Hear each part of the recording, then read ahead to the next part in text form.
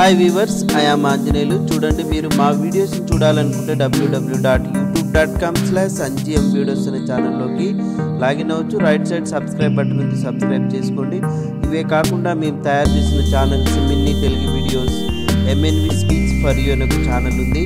So ఈ ఛానల్ని కూడా మీరు సబ్స్క్రైబ్ చేసుకోగలరని నేను ఆశిస్తున్నానండి. ఇప్పుడు నేను చెప్పబోయేది ఏంటి అంటే, జనరల్గా మనం అందరూ మీ కంప్యూటర్లో కీబోర్డ్ అనేది వాడుతుంటారు కదా. ఆ కీబోర్డ్ అనేది కీస్ అనేది వరుసలో ఉండవు. సో అవి ఎందుకు అనేది ఇప్పుడు నేను చెప్తున్నాను. మనం సాధారణంగా వాడే కీబోర్డ్ను క్వర్టీ కీబోర్డ్ అంటాం. ఈ కీబోర్డ్పై వరుసలో ఉన్న మొదటి 6 అక్షరాలు QWERTY కాబట్టి వాటిని కలిపివేసి పలుకుతుంటారు అనమాట, క్వర్టీ అని. ఈ తరహా కీబోర్డ్ను 1868లో అమెరికాకు చెందిన క్రిప్టోఫర్ సోల్స్ రూపకల్పన చేశారనమాట. అంతకుముందు ABCD లాగా వరుసగా ఉన్న కీబోర్డ్పై ఆయన కొన్ని ఇబ్బందులు, అంటే ప్రాక్టికల్ డిఫికల్ట్స్ అనేది గమనించారు.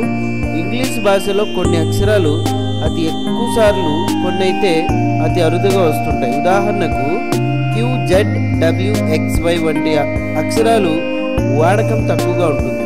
అచ్చులైన AEIOUలతో పాటు PBLMNKL వంటివి ఎక్కువసార్లు తారసపడతాయి అన్నమాట. అక్షరాల మీద తీవ్రమైన ఒత్తిడి లేకుండాను ఎక్కువసార్లు వచ్చే అక్షరాలు చేతివేళ్లకు అనుకూలంగా స్థానాల్లో ఉండేలా సోల్స్ తాను రూపొందించిన టైప్ మిషన్ను, కీబోర్డ్ను క్వర్టీ నమూనాలో చేశాడనమాట.